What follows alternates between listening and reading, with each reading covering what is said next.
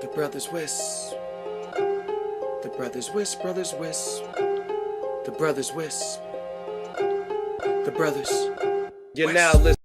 Hey everybody, this is Tommy with the Brothers Wisp. This is a vendor highlight, but this is also going to be episode 167. With us today, we have Jared. Where are you based out of, Jared? I am out of the Seattle, Washington area. Okay, so it's probably raining for you. Actually, today has been pretty nice. So only rating portions of the day. Yeah, our summers are nice. It's the rest of the year it rains. Oh, okay. Okay. So you do get to Yeah. see the sun occasionally. Occasionally. All right. And this is his first time, so please be nice to him. He's super smart and super contributes a lot in the Brothers Wisp Slack, and I've been really wanting to get him on for a long time, and he's getting on today with us. Zach, he's been on with us a lot. Hey, how's it going? Yeah. And today we're going to be doing a spotlight for a new vendor coming on who will be doing shout outs and supporting the cast.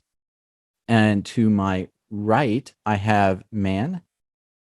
Hey, everyone. And Amy. Hello. And so they are, as you can see with the little logo for Amy, they're with Vilo. And who wants to describe for me and the listeners what you guys are doing? Yeah, I can talk a little bit about what we do here at Vilo. So like in a nutshell, we offer a comprehensive managed mesh Wi-Fi solution for ISPs, particularly WISPs. So our solution right now comprises of the mesh hardware. So right now we only have one router out. So it's a Wi-Fi 5. We are working on Wi-Fi 6 right now. And then to supplement that, we have a web-based remote management portal for ISPs to use to remotely monitor their networks. And then we also have a free subscriber-facing app as well that ISPs can give to their subscribers to use so that they can self-service their networks. So yeah, that's kind of like in a nutshell what we do right now. So we're pretty young. We launched last year. And when we launched last year, we were just thinking like we would sell direct to consumers. And then after a few months, we started hearing from WISPs that they really, really like the hardware and that, you know, if we made remote management software, they think we would do really, really well. So Man and I Googled what a WISP was. And then ever since then, yeah, we demoed our product at WISPAPALOZA last year. And then since then, it's just been like crazy growth. So right now we're working with over like 150 ISPs all around the world. So yeah, we're super happy with like the growth and we really like working with the WISP community, like the feedback, the participation. It's been awesome. It's like a family. So yeah, and then yeah, we met you guys. I think I met Justin at WISPAPALOZA last year. So that's how I heard about the podcast. So yeah, we've always stayed in touch since then. Mm-hmm. Yeah, no, I think I remember seeing your guys' booth there last year, and I think I bugged you a little bit, but it's a pretty ugly face, and most people try to really not recognize it. So I'm actually very thankful you don't remember me. So cool. So then you have what is the router kind of like? What's the form factor? What are we looking at as far as that goes? Okay. Jared has one. Yeah, I was like, oh man, I like moved to a conference room. Yeah, so that's what it looks like. So it's very sleek. A lot of people really like the design. So they come in either 1-packs or pre-configured 3-packs. And so our routers are interchangeable too. So any router can be the main and any router can be the satellite. So even if you purchase a 3-pack, you can separate them out and deploy them at 3 different locations. And then each router has 3 gigabit LAN ports on the back. And so you can also hardwire in like, you know, gaming consoles, TVs, VoIP, things like that require higher bandwidth. So yeah, I think it offers a lot of flexibility for ISPs. Okay. So real quick, Jared, since you're the only one who has one, could you give our audio guys like what's the I don't even know kind of the size of your hand, so I can't give a good like size description. Like 2.5 inch, it looks like on each side. Actually, you know, I've got one here. Yeah, I was gonna say it's I about can use this mug. 6-7 inches tall. Okay. Yeah, 2.5 inch square. Okay, that is an awesome mug, by the way. Oh yeah, I like this. Super real fan. Okay, so yeah, so really small. How many radios are inside? A 2x2 Yeah, 2x2. antenna. 2x2. Yeah, if you're talking about antenna. Okay. Actually, so transmit and receive. So there's 2.4 and 5. Yes, both.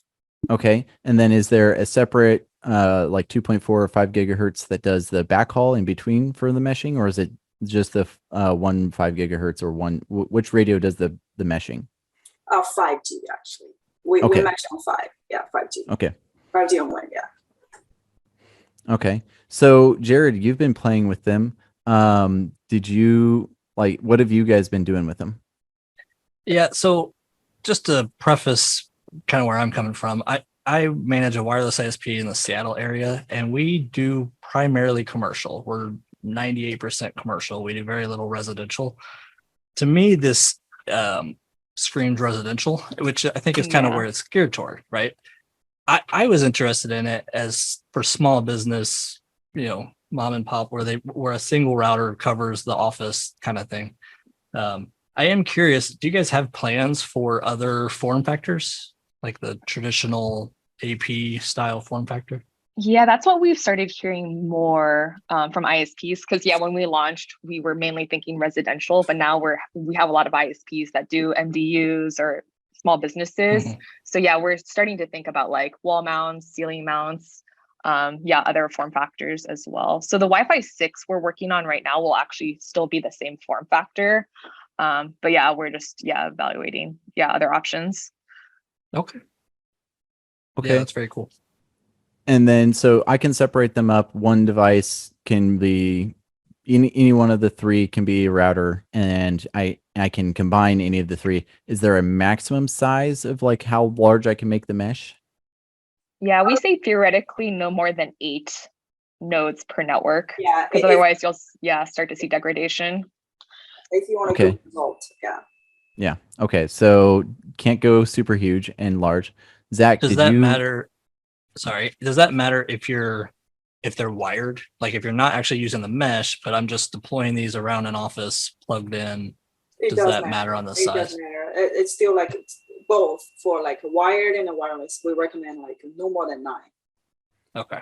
to get the best out of it. But I think one of our customers has tested 16 in a factory setting, and he said it was fine. He was fine. So, it really depends. Yeah, but it's just like we recommend, like we're on the conservative side, right? Okay. Right, 9. So if you want to be crazy, you can. Yes. There's no hard. There's no thing saying no. It's just you don't recommend it. Okay. So which is beautiful. Us WISPs love to just go nuts whenever we want, and we hate it when a manufacturer artificially tells us no. Zach, have you you were demoing these as well, correct? Correct. Yeah, so the mesh has been working pretty decent for me. I think I've had it going for 2-3 months now. I don't remember exactly how long it's been, but I would say wireless performance is at least on par with my my microchip deployments. Just to kind of give a comparison for others who might be running like cap ACs and that kind of stuff. Definitely able to pull 300-400 megabit down. I've got a gigabit connection at home, so plenty fast for my phones. The one thing that kind of caught me off guard a little bit, and maybe this was just like a lack of instructions kind of thing, was when I first pulled them out of the boxes and they all just kind of configured themselves. While that was like super cool that they just did it and I didn't have to mess with anything, it was kind of unexpected for me. And I guess, can you explain a little bit more what goes into those, or like that process of it automatically configuring the mesh? I think I've read a little bit more since that when you buy the 3-pack, they come kind of pre-configured. If you buy onesies, twosies, are they going to automatically pair when they're within range? Like, because to me, that would be kind of a security thing. If you've got a denser deployment in MDU, you don't want, Joe Smith's access point joining with, Jane Doe's in that same building just because they're within, Wi-Fi range of each other. Yeah, we actually got that problem solved later on because previously, because of this bonus fact on this chipset we're using, right? And this chipset has an algorithm to support this pre-mesh. And we'll be like, oh, this is really cool for us. So our customers doesn't have to like go all out, go out of their way to actually manually configure the sub willows. But later on, when we found out, okay, some like MDU environment, they just need like one single ones, but they want to buy 3 packs. But those pre-mesh actually come with the 3 packs, right? And then we actually developed the feature to support this scenario, which is like we can actually allows you to separate the pre-mesh configuration on our portal. Yeah, so I think this is a perfect example of a feature that we launched initially when we were like, trying to go direct consumer, and then ISPs want the opposite. They don't want the pre-configured mesh, and they're like, please split it. So we launched that feature where ISPs can separate the pre-configured mesh. Yeah, if they want. Yeah. Okay. And that was actually kind of a question that I would love to know. Like, what does the steps look like for a guy? So let's say I send my installer out. I send him out with the 3-pack. He's not going to need all 3. He's only going to need 2 of them. What are the steps involved for him when he like pulls it out of the box and sets it up, starts setting it up for my customer? So basically, and before you take this, to your residence, to your subscriber's home, then you already scan those willows into the port, into the portal. It's actually showing on the inventory page, right? So on this inventory page, you can we actually allows you to separate the pre-mesh. Okay, so then I would have an account on your site, and then scan in, get them in, and I say, okay, break up these 2. There's these serial numbers inside of this box. These 2 will go, and I just make certain that my guy uses the right 2, or I only just send them off with those 2. And then once they get connected, and one of them has internet connectivity, he'll know, oh, hey, this is the serial number that can connect, and this is what I'm supposed to be doing. Yeah, pretty much similar, like what you described. Yeah. So basically, we support like you can separate the pre-mesh configuration beforehand, and then go and take it to your subscriber's home, and you go set it up. Yeah. Okay. Yeah. So then, what does the setup look like at the subscriber home at that point? So first, you need to download, as an ISP technician, you need to download the app from the App Store. Right? Okay. There's actually, do you want to step back, man? There's actually 2 routes. So you can either install via the app, or you can use remote installation. Yeah, remote installation is the feature we developed later based on the ISP's request. But if you want to install locally at subscriber's home, you download the app and install it on the app. It's kind of very simple process, and it's then the other way you can do is just like Amy said, you can actually do the remote installation on the portal. And after you configure the remote installation on the portal, and you take those willows to your subscriber's home and just plug and play. Okay, so it's very, very straightforward. So I, as an ISP, what would I have access to management wise for my customers? So like, would I be? I assume I can set their SSID and the password. Absolutely. Yeah. Okay. Yeah. And, can we actually screen share, or is that? Yeah, totally. If you wanted to, you know what? Let's just do it, and then it'll just be a bunch of editing, but that's totally cool. Okay. Let's rock it. Okay. Yeah. I can. Yeah. I feel sorry. I'll try to explain things for the audio guys. Okay. Let me mark you as able to share stuff. Great. So yeah, I think Zach and Jared will be familiar with this. But it still says disabled screen sharing. Yeah, I'm looking for the button. I apologize. I've only done this like 3 times. No worries. Maybe let me hide some of the more confidential information. Okay, I think we should be good to go. All right, somebody's gonna have to. What is the button that I'm missing? It should be, I right click and allow to. I think you can click any of them, like simultaneously share. I think any of those will work. Oh, hey, Kay, there you go. Cool. And yeah, let me pop this open. Do you guys see my screen? Yep. Yeah, I hit some of the columns that were a little bit more sensitive, like email, IP address. So you don't see that here. So yeah, this is kind of the summary view of all networks that an ISP would have installed. So yeah, this is kind of, our demo account with all of our test networks. So this is kind of like the overview page. And on this page, you can run, a lot of bulk actions. You can bulk run speed tests, restart Vilos, upgrade firmware, allow internet access, disallow internet access. People really like the disallow internet access feature because if your customers, haven't paid in a while, you can just turn off their internet access via the portal. And Okay. it essentially bricks their router. Even if they were to reset their router, they still wouldn't be able to access the internet. And then, if you want to click in, this is where you can do a lot of the setting updates that you were just asking about, Tommy. So here, this is kind of like where you see a really basic topology. We're actually working on a portal redesign right now, where we'll have more of a topology map. So that's coming soon.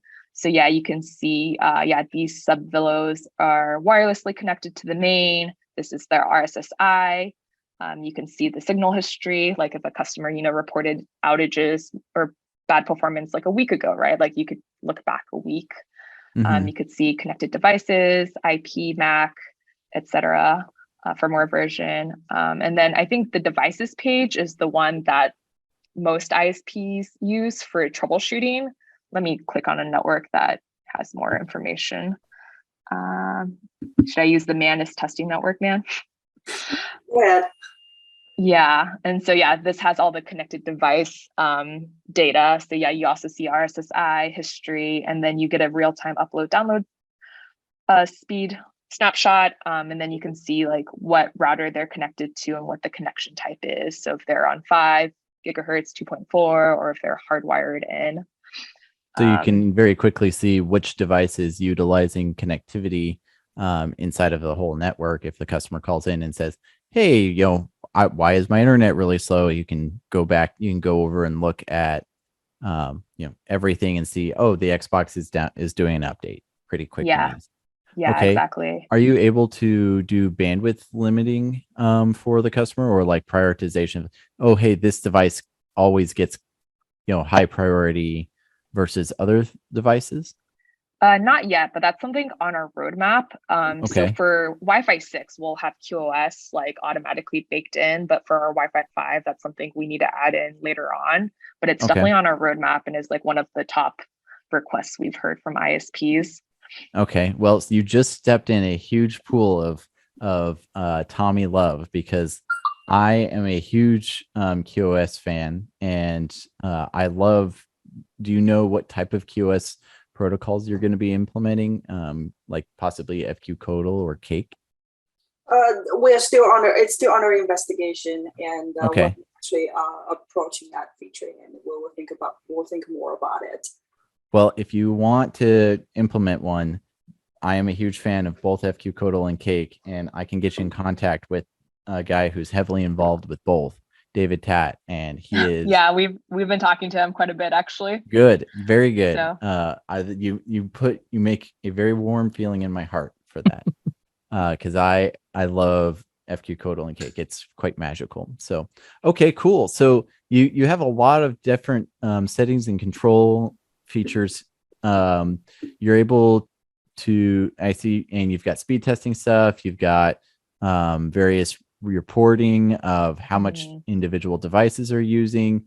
You can restart and reboot them. You can do power control, and you can hard set individual Wi-Fi channels now too. Yeah, so this is what we launched specifically for WISPs, was channel selection, and then you can only do channel width on the 2.4 gigahertz. Since we mesh on the 5 gigahertz, we can't allow channel width, but I think it's defaulted to 80 megahertz. Is that correct, man? On the 5 gigahertz or width? It's either 80 or 160.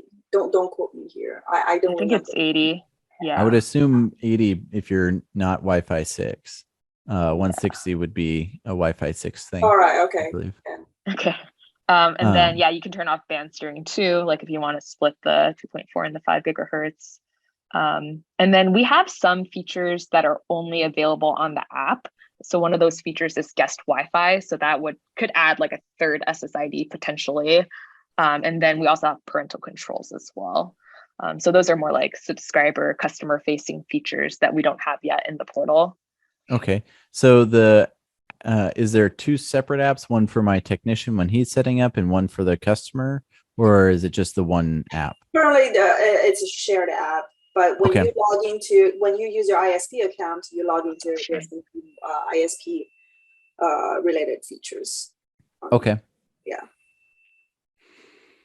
That's really good to see Yeah. the channel change option, because that was one thing that kind of got me shy away from it a little bit. You know, we always set static channels for all of our customers being a WISP.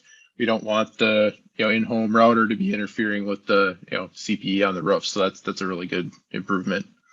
Yeah, there was multiple times where previous router manufacturers that I would use, or like at my last place there I worked, we had we would allow people to bring their own routers, and every time that would happen, it always felt like my installer had installed the customer's router 5 feet away from their antenna, shooting back to the tower. And so then this 80 megahertz wide, or now with Wi-Fi 6, the 160 megahertz wide channel of frequency is in use, and it's right on. It was always felt like it was right on top of the channel that I was trying to use to get back to my tower. It's like, God, I hate this so much.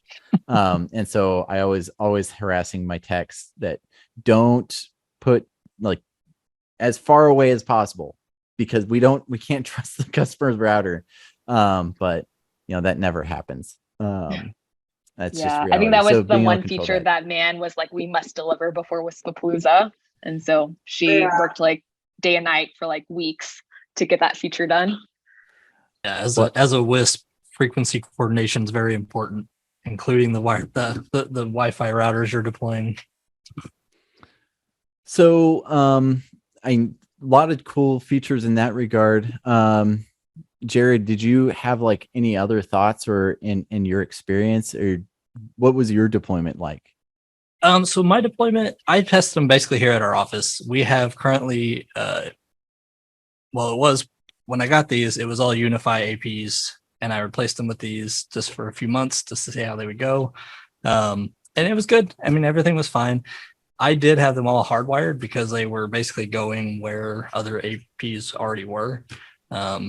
So I did take one and I put it in my office just to let it mesh and play with it, and everything worked good. Like I said, I had a lot of reservations at first just because there were a lot of features missing, but I will say you guys update quickly, and I really appreciate the roadmap. Like, you guys have a publicly published roadmap showing what's in the works and what feature requests and where they're at, and that has been really good, because when I first got these, stuff like port forwarding and static IPs and things like those were not supported, and now they are, which is very cool. Which is over the course of I think 4 or 5 months. Yeah, something like that. Yeah, well, we iterate pretty fast. Yeah, that's really cool. There's plenty of companies in this industry that you send out a request. I think Mike, my boss, Mike Hammett, has requests to a company that took years before they implement. Now, admittedly, some of them were hardware. So if you were to put an SFP on your device, I think Mike would love you a lot. So not that I'm requesting that. That's Mike's problem. Okay, so what about like transitions, like hopping between access points? Did you play around with that? Did you notice anything? Yeah, I didn't notice any problems, and I didn't tell anybody I was doing this. I just replaced all our APs, and I just kind of waited to see if anybody would complain, and nobody did. Nobody noticed. Everything worked fine, so I took that as a good sign. Brave man. Yeah. Speaking, man, what can you do you guys do anything special for transitioning? Because like I know when I've played with MikroTik wireless, like there's a million knobs for me to tune and turn. And it took me probably 2 months at least of like changing various settings just to get it so that I had minimal amount of packet loss from going from one access point to another. Do you guys do anything to make that so that it's like just super clean and simple? We don't have that kind of advanced settings for now. Okay. But we have been thinking about doing things like that. And also like one thing we provide now is like you can actually go into the app and or go into the portal and optimize your traffic. Okay. And we have an algorithm that we wrote just to pick the least jammed traffic jammed channel for you guys, for everyone. Okay. And so you actually have a lot of smarts going into your radios that are controlling, okay, which access point is talking to which client? We don't have that, but it's kind of a roaming algorithm. Okay. On the chipset level. So basically, it would all the connected device will actually choose the closest access point. Okay. So in the same network, yes. Yeah. I think we continue to like improve on the algorithm too, because there are some bugs that get reported where it's like, oh, the connected device always wants to connect to the main router, not the nearest router. And so sometimes we still have like some bugs, but yeah, we're always working to improve the algorithm. Okay. Yeah, because that was like my nightmare and was like one, like in my own home, it was my first time working with multi-access points, and admittedly I was a pretty big noob at the time, but it took me a long time to tune that in. And so if like you can just throw that up and it's similar to like a Ubiquiti system, which is honestly a lot of guys just use Ubiquiti because it's cheap and it works relatively well. But like with Jared, if you were able to straight replace a Ubiquiti, that's slick. Zach, what about you? Like, where were you using? Yeah, I was using it at home. Basically replaced a MikroTik deployment. One thing I did notice is, and maybe this has improved, I haven't looked at this since I first started setting these up, but I noticed that it would seem to choose not channel 1, 6, or 11 on the 2.4 gigahertz. It was choosing like 7 and 3, and so I'm sure that was part of that optimization algorithm. Has that improved now? Because like, you know, in the 2.4 space, we try to 1, 6, and 11 kind of thing. Honestly, we have not done a lot of work in terms of like the algorithm choosing the channel, like which is not 1 or 6 or 11. Yeah, but again, if there's more and more requests like this, we could definitely put it on the roadmap.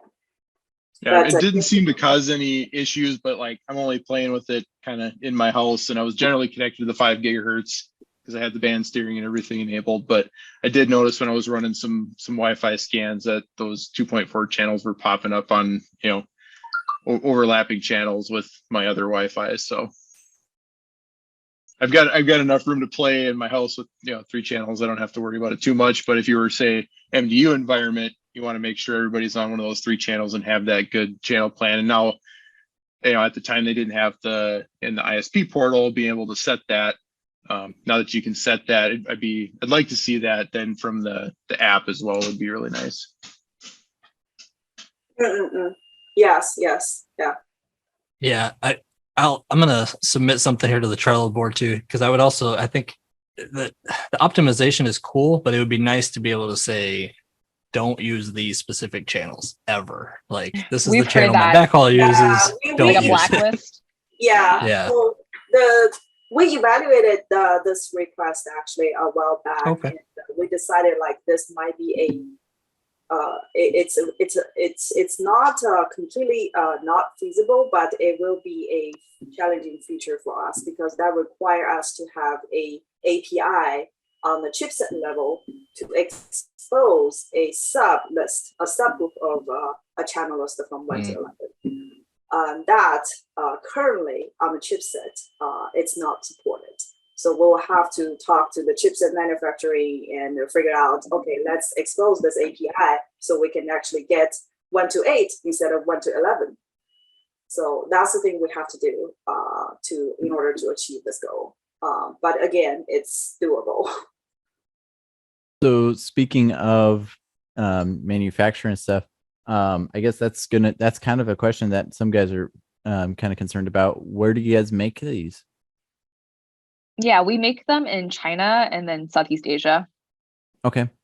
So how are you guys handling keeping yourselves supplied with small resistors and capacitors and such like that? Yeah, I don't know. I feel like we got really lucky actually. And so we have pretty good supply right now of like Wi-Fi 5. And then, we're getting supply of Wi-Fi 6 as well. Okay. So yeah, that's why we're trying to like end of life Wi-Fi 5 as soon as possible, because Wi-Fi 5 is actually getting much harder to find because everyone's moving towards Wi-Fi 6. Yeah. Yeah, we plan ahead. Yeah. Okay. So yeah, staying on the ball there. So then, by and large, guys are going to be able to get an order of 10 to 20 of them pretty consistently. All right. And where is distribution done out of? Yeah. So if you purchase from us directly, we are based in Seattle. So our warehouse is in the Seattle area. And then we also in the US sell through ISP supplies. And then in Canada, we're with TDL. And then for Latin America, we're with Flytech. Okay. Yeah. I have interacted with the Flytech guys a few times when I've really desperately needed stuff. They're pretty cool guys. Okay. Yeah. Yeah. So, all right. So then from there, I guess, what's your roadmap look like in the next 3, 6, 12 months for like features that you're really excited about? Yeah. Man, did you want to cover this? Oh, okay. Let me pull up the roadmap first. Okay. Yeah. I'll say the ones I'm really excited about: API support, because I feel like that's been blocking us or blocking a lot of larger ISPs working with us. Like they just want API access. So we have like 7 APIs in testing right now with some of our like bigger customers. And so we're hoping by WISPAPALOZA, we'll have more of like a suite to present to everyone. And then we're starting to work on white labeling as well for the app. So yeah, people want, like when their subscribers log into the app, they want like their logo, their support number, like upselling their, other speed packages. So we're working on that as well. So those are the ones I'm excited about. Yeah. And for the 6 months timeline, and we're also planning on deliver like advanced parental control on the app in the portal, and also preload inventory. This preload inventory is like ISPs who had the bulk purchase. They don't have to scan the Vilo into their inventory on their own. We can just do it before we ship to them. So when they actually log into the portal, they will see, oh, this is all the Vilos I purchased. It's already in the portal. So that's kind of a feature that I believe most of the ISP will actually appreciate. For the 12-month timeline, and we're actually going to deliver, of course, release Wi-Fi 6, and we are also thinking about supporting make the FCC testing easier for WISP and ISP, and also we're gonna do like a local web UI for configuration, for provisioning, and also on-time malware, and also QoS, VLAN support, IPv6 on Wi-Fi 5. Okay. So you have IPv6 already, but just not for 5 gigahertz? No, IPv6 is not supported on current Wi-Fi 5 model. Okay. Yeah. So, but we can definitely make it happen. Okay, cool. Well, that is definitely going to make a longtime contributor Nick Braulio very happy. So cool. When I'm initially connecting up the Vilo, I kind of wanted to roll back.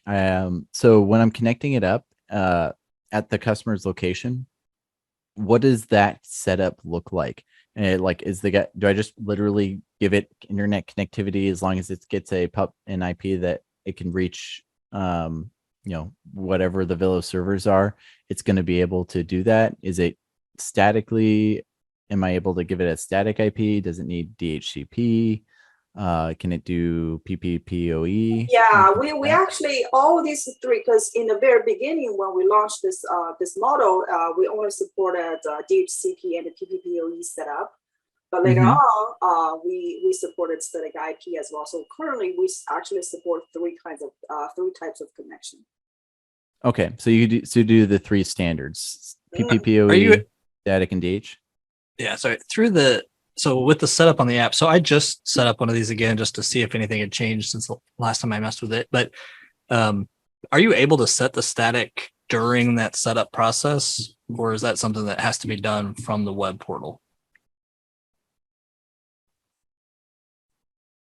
Oh yeah, so I believe you can actually do it on both, like Oh, okay. not on portal, but you can actually do it on the app. Okay, That's, cool. that's a feature we actually deliver like later on, but it was not delivered before our official launch last year. Yeah, it was not supported. Yeah. Good. So then what does it look like for me to add more mesh devices? Do I just say like I look at my inventory of Vilo devices and say, hey, this individual one, I want to throw this over onto this account, and it will join that network. And then when I plug it in and it's nearby, we take it over to the customer's house, plug it in, it gets power, and it'll connect up and do its thing. So currently you might have to send a technician for the sub-Vilo addition. You might want to have to send a technician to add the sub-Vilo on the spot. Okay. But, this feature, like support remotely configure a sub-Vilo, this we're actually going to support this. This is on our roadmap. We're probably going to support this by the end of this year. Because we realize this is such a pain for all the ISPs, so they have to send the technicians to the subscriber's home to do it. Yeah. Okay, cool. So what kind of, so you guys mentioned port forwarding was kind of a pain point for guys. Is that available now? Mm-hmm. Absolutely. Yeah. All And then right. bridge mode was another one we heard. And so that is also something new that we added like a few months ago. Okay, so I can completely turn off all the router functionality and firewall functionality, and it just acts like a switch. Yeah, Mhm. acts as a pass-through, acts as a cable. Okay. Yeah, that's how we ended up setting it up. Once they enabled that, I set it up here just to replace my Unify APs, put them in bridge mode, and let them just be APs, and everything worked as expected. And I admit, these are consumer devices. We aren't expecting line rate packet forwarding. Is there any documentation of kind of what a guy should expect in bridge mode versus routed mode, and such like that? So that there are some companies, Microtik would be the one, like they always publish like, oh, these is what you should expect in various configurations and such. So that's just would be something that some guys will definitely be curious about.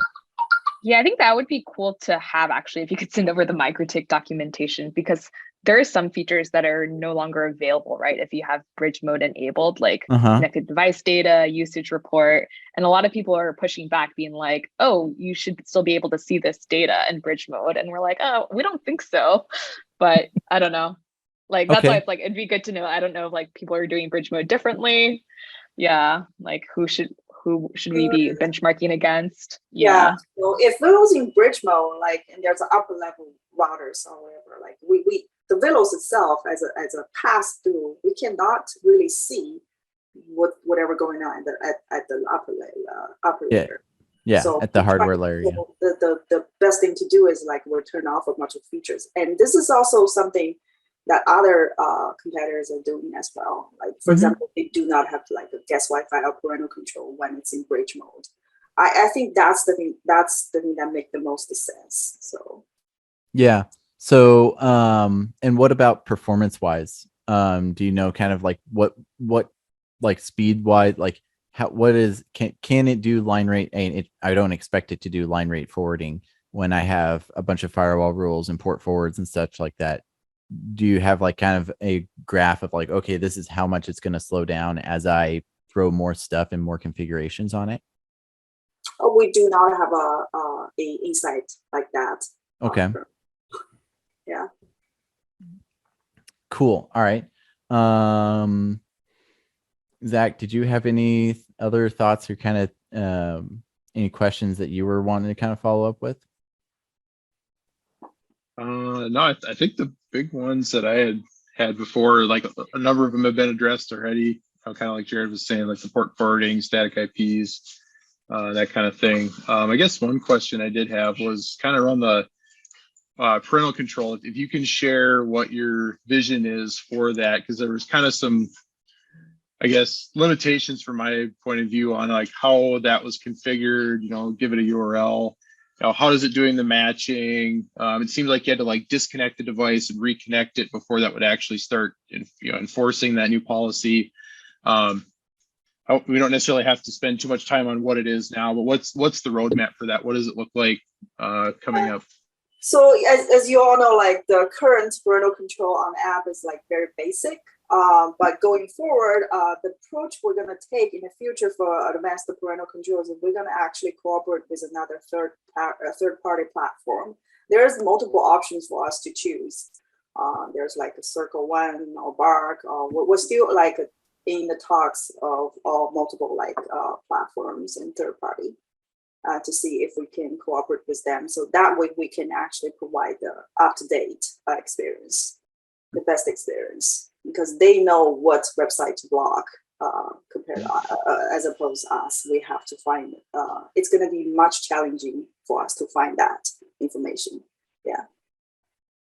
Okay. And then so the web portal and such, kind of moving off of the hardware a little bit to pivot. What is the web portal like? So what does sign up look like, and what kind of features are available there, like in general, like? And I know when I was talking, I had a little introduction. There was some like there's a bunch of features that are just available for free. And so that's really cool. Is there any like subscription that I will be looking at in the future or currently that you have available?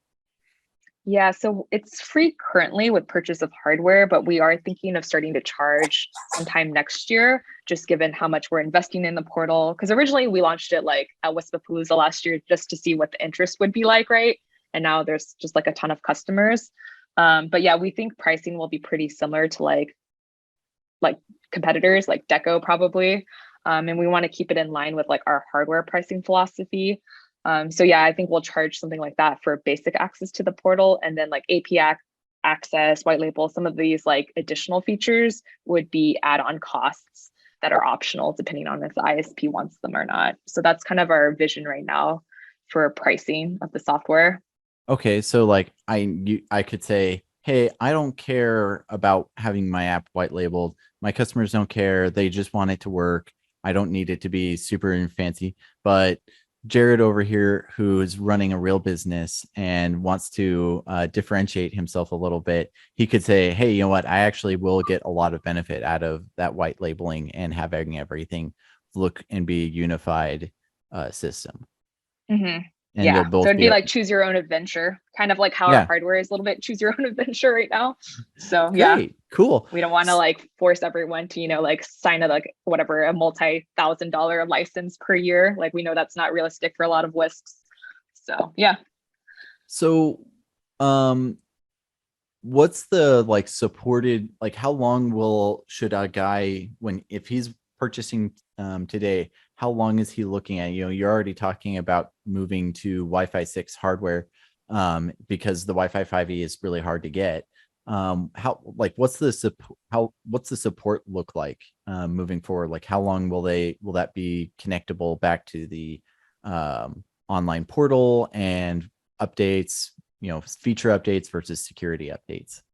Mm-hmm. Yeah, we'll definitely keep supporting Wi-Fi 5, just given, all of our volume right now is on Wi-Fi 5. So I think we'll just continue to look at the data, right? Like who's deploying what, how many customers are using Wi-Fi 5 versus Wi-Fi 6. So yeah, we don't have any plans of like not supporting Wi-Fi 5 in the future. We just might not have, any inventory to sell in like 2024 or 2025 for Wi-Fi 5. Okay. And then security updates, how long will that, do you guys have any idea of like how long you're wanting to be able to provide that? And I can't imagine 10 years down the line, you being able to do that. That's just an unreasonable expectation. But is there like okay, we're 4 years from purchase date, or, date of manufacture, or 5, something like that? Yeah, I don't think we've really thought about that, but yeah, we look at the data like every Mhm. single day. So I think it just really depends on like, yeah, how many customers are using it, what is like the ISP feedback, the pain points, and we'll Yeah. just Does it base it make off of business there. sense? Okay. Mhm. Yeah. Okay. I can definitely appreciate that. I have to make business choices every day. So, okay, cool. We've talked about a bunch of little other things. What's the pricing look like right now for the actual hardware?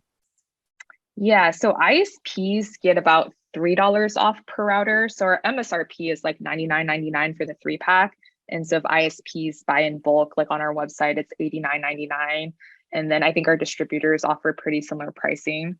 And then if you buy at a pallet level, you can get it down to like 25 or 26 a router.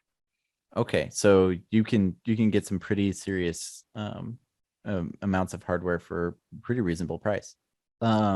Okay, so and then what's the individual device going for like a residential user? Yeah, so if they were to buy off Amazon, it's like $34 right now on Okay, Amazon. all Yeah. right. Wow, I mean that's Amazon. They're going to make the market look crazy. So, Jared, you look like you want to talk. Yeah, I was gonna say that was one thing I was very impressed with. These are very reasonable. Like, yeah, you can deploy these at residential customers, and it doesn't add much to your cost. Yeah, I mean at $33, that's Microtech levels right there. Yeah, that's cheap. Yeah, that beats the cap at a lot of prices. That's really, really cool. And then you get the online management and inventory stuff, which is super, super nice. So then, right now you're working with a lot of smaller. I don't. Do you have anybody who's like, yeah, hey, if somebody wants to chat with us, or like we would love to publicly say, yeah, we're a big Vilo runner. Wait, sorry, I don't So understand the question. do you have any customers who I can like be like, oh yeah, who are running that and are really loud and vocal about running it and liking Vilo? Yeah, so we have a few like case studies on our website. So like I think our biggest WISP customer right now is LTD Broadband. So they've really promoted us like amongst WISPs. And then Surf down in New Mexico has been a big advocate as well. I'm trying to think. John Gill. I think he was the first WISP talk guy that reached out to us and was like, "Oh, if you guys come out with remote management software, you'd kill it." Okay, yeah. Yeah, I've worked with him a few times on the forums. he's like an evangelist. So we work with quite a few WISPs in the US, and then starting to work more with WISPs now in Mexico, Latin America, and Canada as well. And then we're talking to some people in New Zealand too. So yeah, Okay. starting to get global. Wow. Okay. So so you have distribution, north South America. If a guy's in Europe or in the Asian hemisphere, are there options for those guys? Yeah, so we're not selling right now in Europe, just given like GDPR and like data privacy, because we don't have servers yet in Europe. So that's something we've paused on. But we are in the talks right now with like people in like Africa and Australia and New Zealand. Okay. I think a lot of people actually just have been purchasing off Amazon. When I look at the data, because I'm like, how do you get your hardware? And they're like, Amazon. It's like, okay, I can't really control for that. Yeah. So yeah. That would be quite the you can't, and that you're not saying no, like you aren't shutting guys down and you aren't controlling things. That's really cool. So moving forward, what are you like, what are the big features that you're excited for presenting at WISPAPalooza? Like, and you're definitely, you have, you were mentioning being able to do the static IP and Wi-Fi steering. Is there anything there big that you're going to want to be able, that you're excited to be able to show people? Yeah, so we'll be bringing some of our beta units of the Wi-Fi 6. So that's been like a super popular request, especially now that people are starting to do fiber and becoming like WISPs with an H.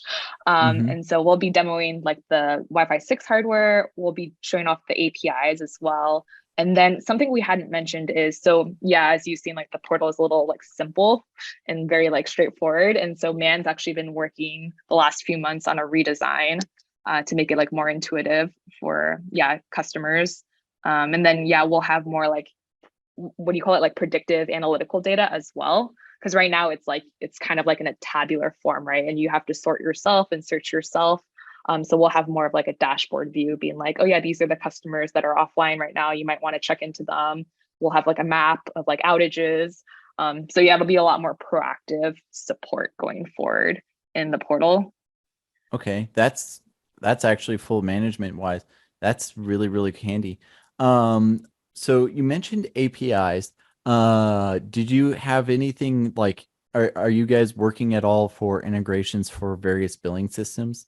We're not there yet, but it's definitely we're thinking about multiple integrations. Like in the future, we see a lot of WISP integration that's super popular on our Trello board, and also like billing and subscribe the CRM system. We can definitely support all of those.